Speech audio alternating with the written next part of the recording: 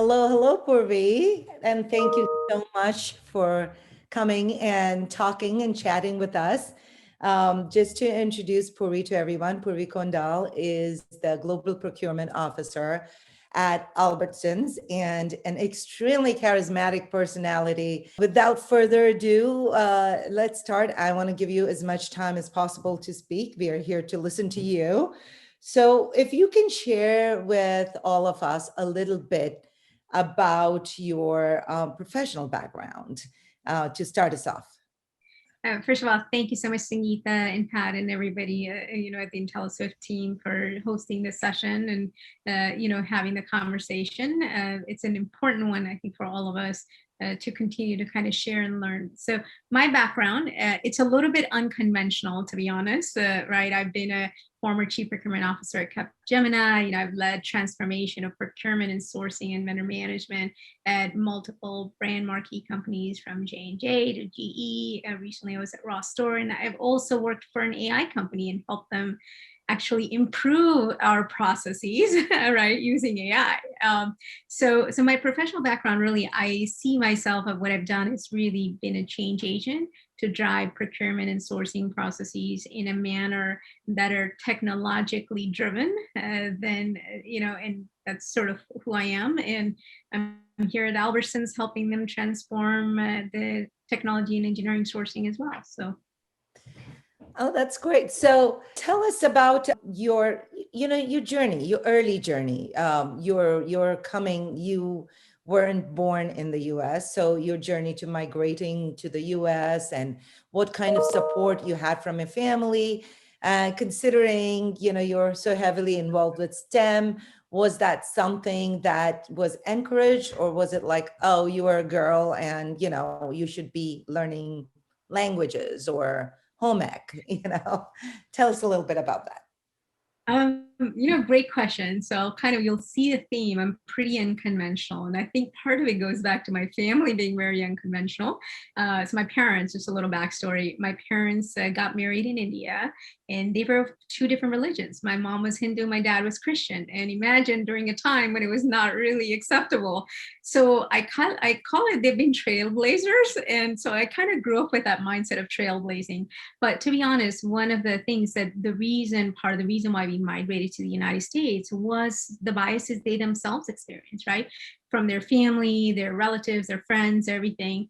And so they saw America as a land of opportunity, really about freedom, right? Freedom of religion, freedom of expression, all of those components. So they wanted us to grow up in an environment where we, didn't have as many biases, and so they really encouraged that. And so one of the things they always said is, I want you to do what you want to do, but I want you to take accountability of your actions, right? And that is the mindset that I grew up in. And that's the mindset that's always been. And they always said, continuously learn. I grew up with reading the Quran and the Gita and the Mahabharata and the Bible, so I understand, they made it a point to make sure that we thought about things outside of biases that we develop, right, in our environment. So it's a very interesting coming here, right, and very different. And of course, our environment in US has a lot of biases, as we all know. So it was interesting to navigate. I will say, being of Indian descent, my parents did want me to be an engineer, and my initial major was computer science and engineering. So I think, some of it, but they also recognize that, again, if my heart's not in something, then do something different, but take responsibility of your career and your actions and run with it. So here I am. Nice. So not just your parents, I feel like, especially in the Bay Area, if you are of Indian origin or Asian origin, right? There are these biases that you even see in school. For example, you are expected to be a STEM student and you're expected to do well in math and science. And then as you grow up and get into the industry, when you go in, people just look at you and expect you to be an engineer. And you didn't do that. And I know you said you were unconventional. And what kind of reactions did you get, and how did you respond to them? So I always got those, right? I think the two Right. things about Indian descent is you are a fantastic engineer and you're fantastic at math. right? Those are two Right. things Yeah. that have always been there. Get it. And yeah, and so I've dealt with it my whole career, to be honest, right? I mean, as I sort of grew up in my journey, I still deal with it. And I think I'll deal with it till probably the day I retire, I think, or beyond, right? But I think my approach honestly has been, one, to be educated and understand the basics and understand what needs to be done. But honestly, it's always been about showing them a different, right? I like to break through the stereotypes, and that's been my focus, right? And so when I could talk to an engineer, I can talk the talk, walk the walk. I've had engineers come to me and say, "My God, I can't get anything past you," and I said, "Yeah, I I do know I do know exactly what you're doing, right?" So I've made it a point to learn and really learn and take an interest in learning. And then the other thing is really showing them a different way, right? I want them to think about me differently as a woman, as an Asian American, as somebody who should know STEM or not know STEM, right? Whatever biases or perceptions people have, I've made it a point to show that people can be different. I've had over my career, to be honest, I've had so many people over my career come to me after, initially they'll take this stance that they have this stereotype and bias, right?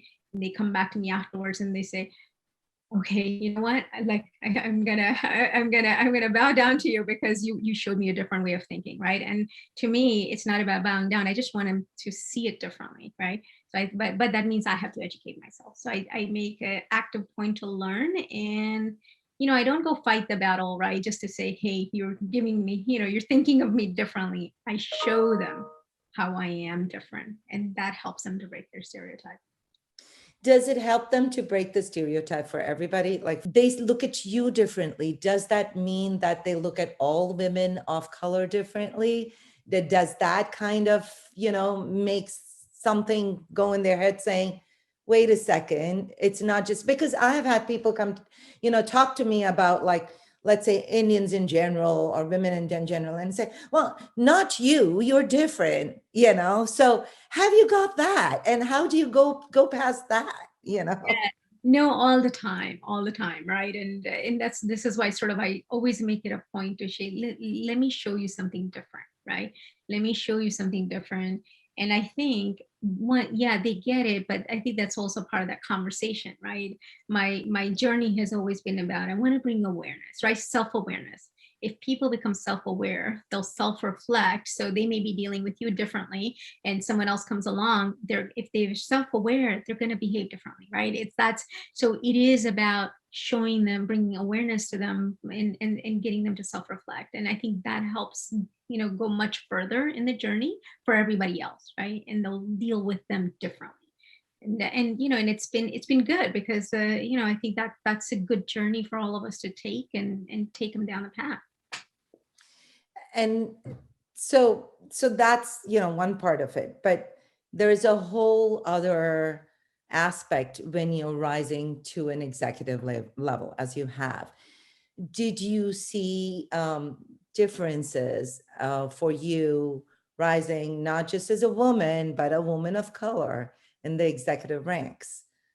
Absolutely. I would say my journey, every step of my journey has had those that I've had to overcome and I've had to fight against, right?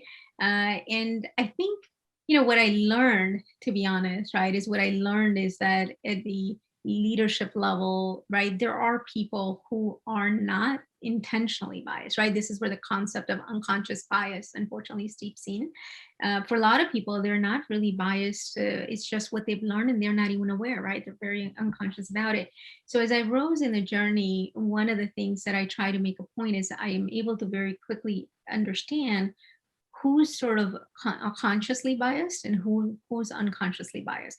And quite frankly, right, those that are consciously biased, we're not going to really go address them because they're not going to necessarily be willing to change, right? I'm not there to change anybody. They have to change themselves, right? So I focus on those with unconscious biases. And there, many people predominantly, right, once they become aware that how they're sort of, interacting because of their biases, they want to change that, right? It does become very clear conscious versus unconscious bias, right? And I always make it a point. Now, I will say there are people who still unconsciously, when they become aware, they don't want to make the change, right? They don't want to go on the journey. And then you have to kind of say, well, okay, does that fit my value system? Do I spend my time and effort and my energy on someone who has gone, who's unconscious but is aware but chooses not to, right? So this is where you reprioritize. And I've never sacrificed my values for, meeting a title, or, hey, because I can get my next role, I can get a board seat, whatever. It's just non-negotiable to me. My values are my values. So how does a company help in this process, right? So, for example, we do see women on like boards of directors or in the C-suites now, but not many are actually very few, as you and I have spoken about it before, are women of color. And how do you kind of address this with that? What can a company do? How can they take this to be real and not just a checkbox? Yeah. So a couple points, right? So I agree totally with you, as we've talked about, right? If you think about women in the C-suite and the boardrooms, right? There is, if you look at Black women, it's less than 6%. Statistically, Latinas are about 5%, and Asian American women are actually about 2%.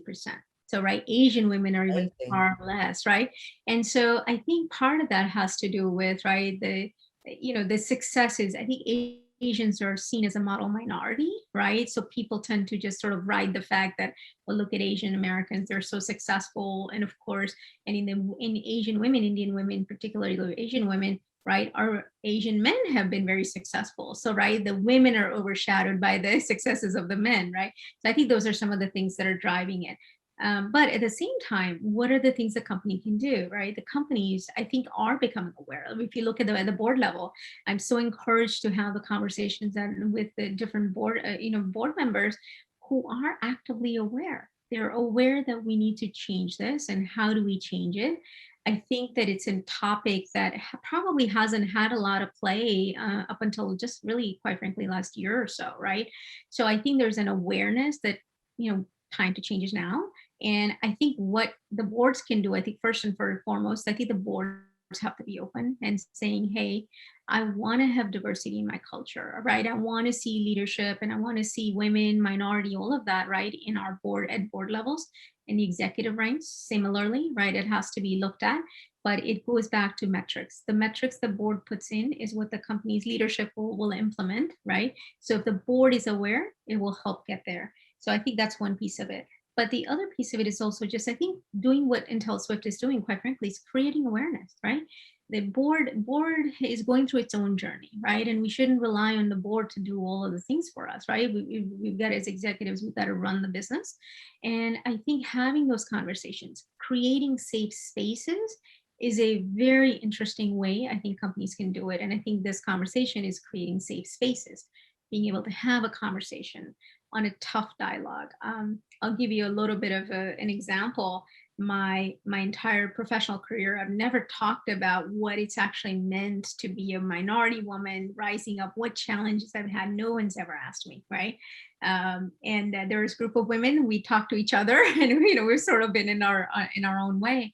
But when I joined my current company, Albertsons, in my second week, I was actually able to share, because they created a safe and open space to share who I am, where my journey has been, and what struggles I've had, right?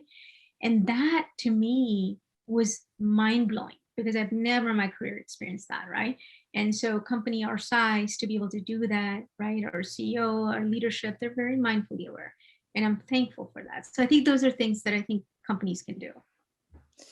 And you were so right, because as you're speaking, I'm thinking back when I realized that this was so important to talk about. How do we, just regular men and women both, who are not necessarily at the C-suite to make impactful decisions, how do we contribute to this cause? How do we make ourselves heard? How do we make our wishes heard and make the change, so to say? Yeah, no, that's a great question, Sangeeta. So one of the things, and is you've seen, sort of, I'm pretty unconventional, right? One of the things that I've always believed in is, right, It's not a title that makes us leaders, right? It's what we do and how we do things that makes us leaders, right? And I think all of us are leaders, whether regardless of a title or not, right? And we're leaders of our processes, we're leaders of, of business alignment, right? Execution that we're tasked to do. And I think that we as leaders have to look at and say, where can I actually help and contribute? And part of that goes back to the self-reflection, right? Self-reflect are the times that, hey, kind of, have I done things? Have I done enough? Have I done things that maybe I really want to see change on? Have I talked to the right people? Have I tried to bring people along on my journey on what my pains are, right? I think having conversations is a great place to start, all right? Not just internally within company, but externally, right? There's a world of people, allies who believe in the same thing. Learn from each other, right? Share best practices, bring it to your organization and say, hey, this one, what do you think? Can we do this, right?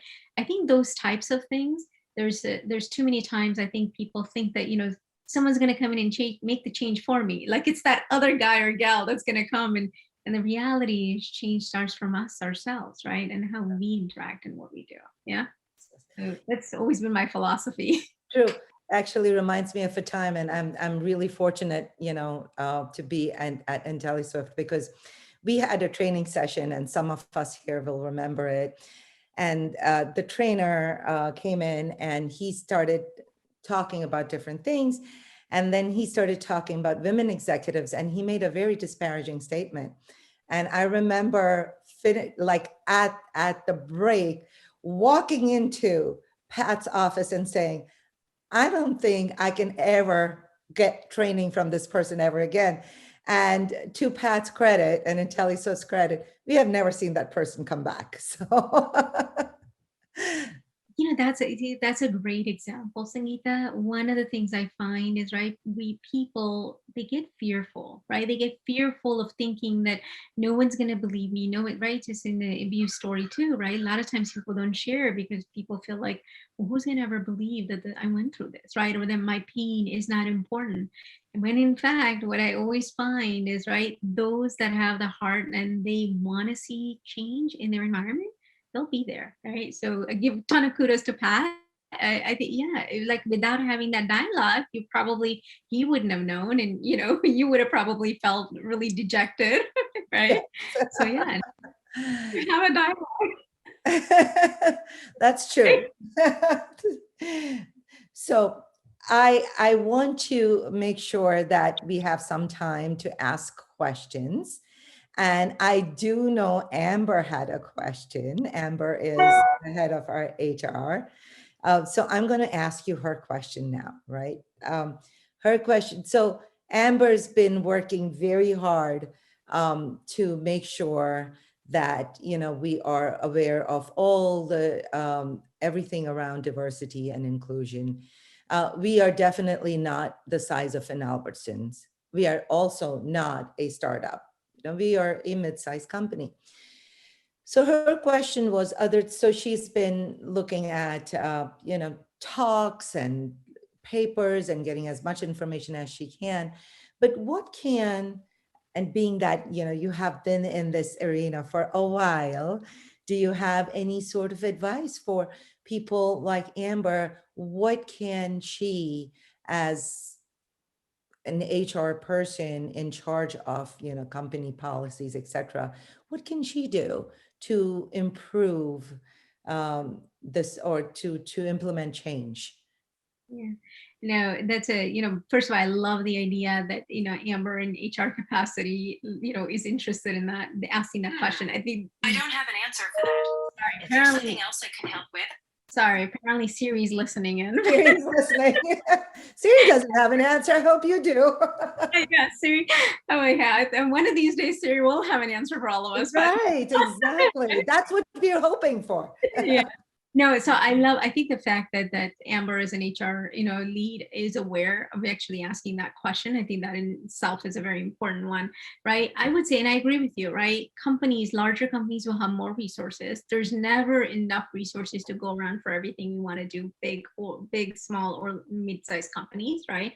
But one of the things that I really think what you can do is, help create open, safe spaces, right? So these dialogues that you're having, I think, are a great starting point. You can also have internal dialogues that are very similar, right? Right? If you have employee resource groups, things like that, where people are passionate about certain things, right? Bring them together, allow them to come together, have conversations, come up with some small, what I call small wins and quick wins, things that really matter to them, right? I think bring that community together, I think, is another great way. I think helping find allow people to have thought leadership on the topics. I'm always constantly surprised that when we ask people, they have such great knowledge and insights that I myself included, I'm learning every day, right? I think we need to ask, like, open up some of those capabilities, right? Maybe you have an internal newsletter or external newsletter where people can share their thought leadership, right, around this topic. I think give them those opportunities. Probably would be a couple of things I would do. Hope that helps. Absolutely.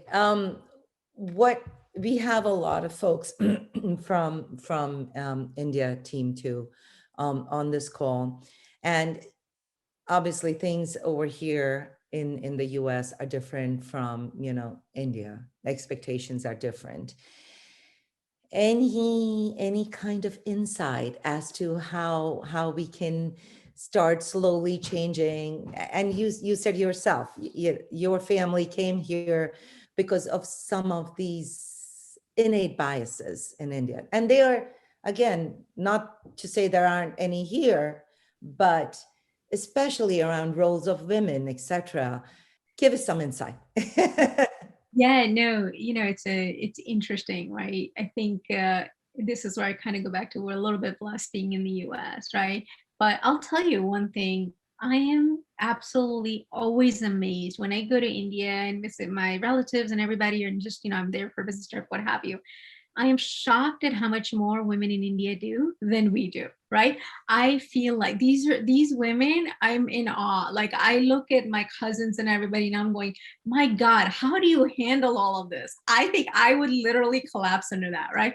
So I think first and foremost, recognize that what they're doing is just mind-boggling, and give yourself credit, right? I think as a culture, we're sort of taught not to give yourself credit, and I think give yourself credit. I think and engage, right?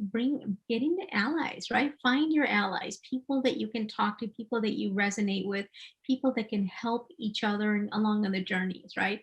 I think that's a very important one.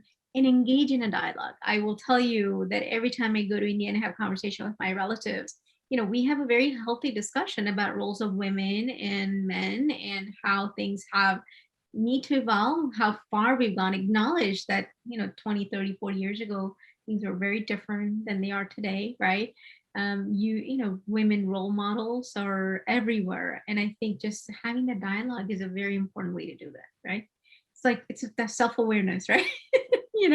So true. Actually, I think this women role models is the crux. I feel like people have, which is why we have folks like you that we are talking to, because you are the kinds of role models that we are looking for. So I have a question, actually. What are Purvee's thoughts on work-life balance is the question. Oh, my thoughts on work life. So first of all, absolutely have one because, it's too often, I think, as women and even minority, whether, we're here or even in India, right? As women, we'd be minorities. But the thing is that we feel like we need to do more to prove ourselves, right? And so as a result, we tend to sort of change our work life, and we give more to the work and we don't give enough to the life. I would say, create your boundaries, create them early. Stick to making sure that what you're doing, you've got to add value, but you got to make sure that you take care of yourself, because if not, you'll have burnout. I mean, earlier in my career, honestly, I burned out, right? I burned out because unfortunately, right, if you're dealing with the managers that might be biased, they're just going to take and take, right? So recognize that you're giving, but also don't be afraid to take, right? Which is your time and your life and what you need to pay attention to. I've told my teams always, health and family come first, right? Work will always be there, right? It just, no matter what, I don't, I would love to have a day where I have no work, but I don't think that's happening, right? Work will always be there, right? And it's a matter of how do we prioritize. If we can't prioritize, let's seek guidance from people that can help us prioritize. Maybe we have too much on our plates. Does your manager even know that you have too much on your plate, right? Have those dialogues, right? That's great. One more question. In a room full of men, how do you make them realize that your opinions, thoughts, and voice matter? Room full of men. So I will say, I'll talk about it from a year, before George Floyd and after, right?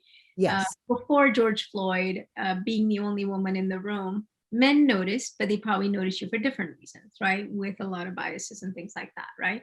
So I make it a point to be, I had to make it a point to make it be known who I am and why I am there and why I belong there, right? Post George Floyd, I think that now there's, in a room full of men, if there's a woman present, I think there's a lot more acceptance and desire, seek to understand. So I think that we see a difference in how things have happened, but ultimately, right? Don't be afraid. I keep going back to be fearless, right? Don't be afraid to put your opinion and your voice out there, right? Your voice is your voice. You shouldn't actually change it because you think someone disagrees with it. I actually love the idea when someone disagrees with me. I want to have that dialogue, right? Because it's something I can get educated on and learn, or maybe I can educate them and they might learn something, right? Without the dialogue, we're not going to get anywhere. So be fearless. I think that's what my mom always said, right? So do you think you as a woman to prove yourself have to work harder than men? I would say yes. I think partly because of the innate biases that exist in our environments, right? Even here in the United States, right? I do think that's true, but I do think there's awareness, right, of that needing to change.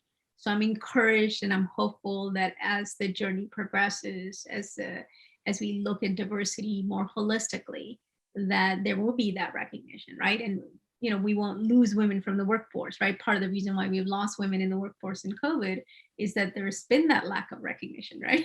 Right. So I'm encouraged that it's going to change. That's great. So I know, Puri, before we started this, you were like, I don't know if even one person's going to be listening to us. And I'm getting all these questions and I'm hoping we can address them all. Okay.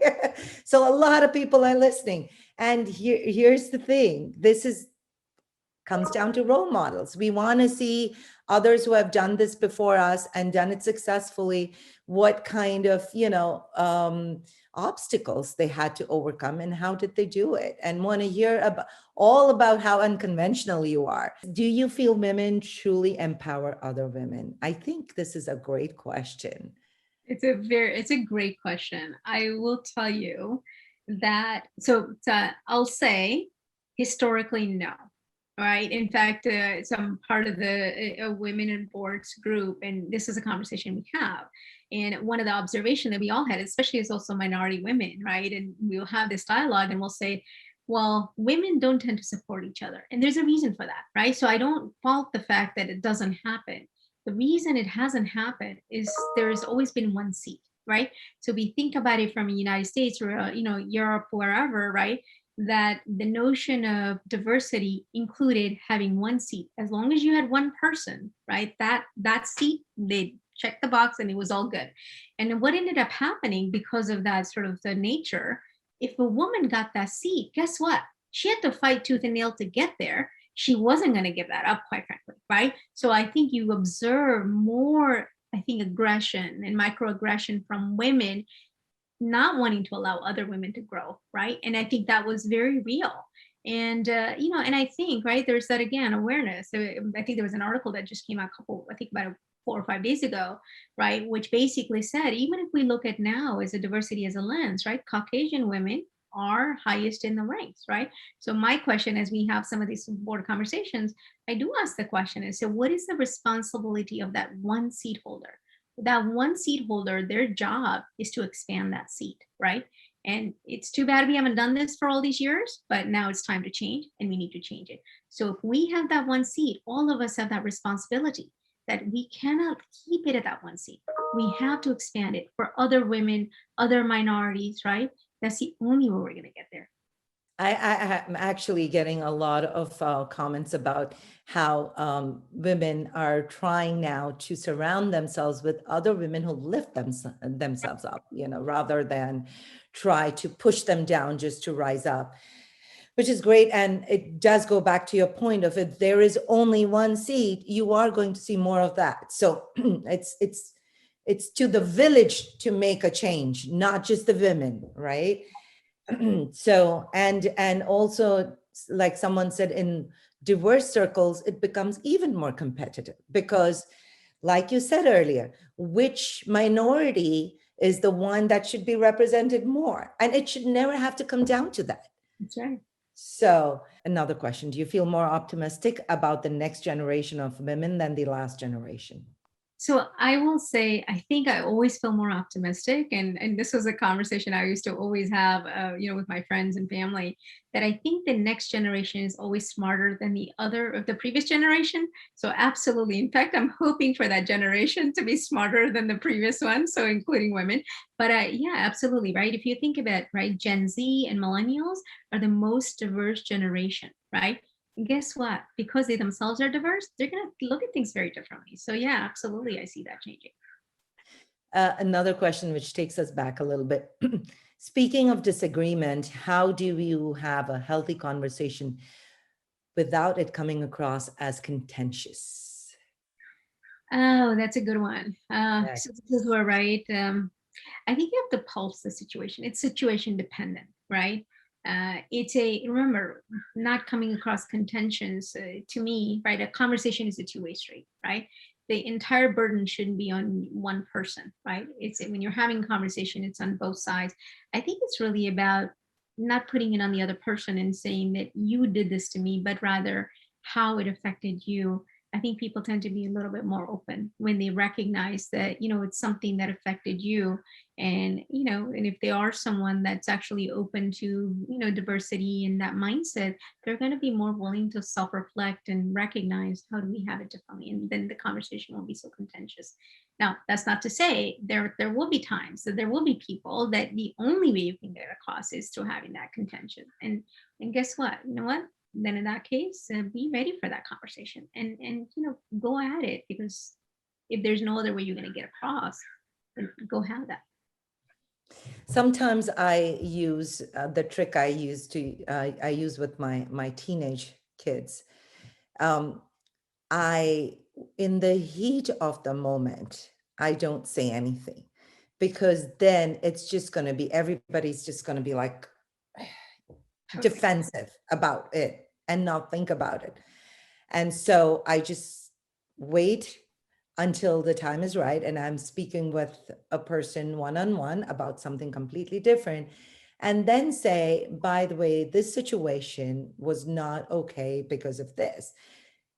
Again, just like teenagers, sometimes it helps and sometimes it doesn't. So Absolutely, you're absolutely 100% right. It's right. If you don't make a person aware, if they don't have the awareness, you're never going to get to how you feel or what you want to do different, right? It'll never change. But yeah, you have to pulse the situation and go from there. all right. Someone has said, let's create more seats. I think that should be a mantra. More seats, more seats. So I know we are coming right to the end over here. So I wanted to ask you one last question. What inspires you?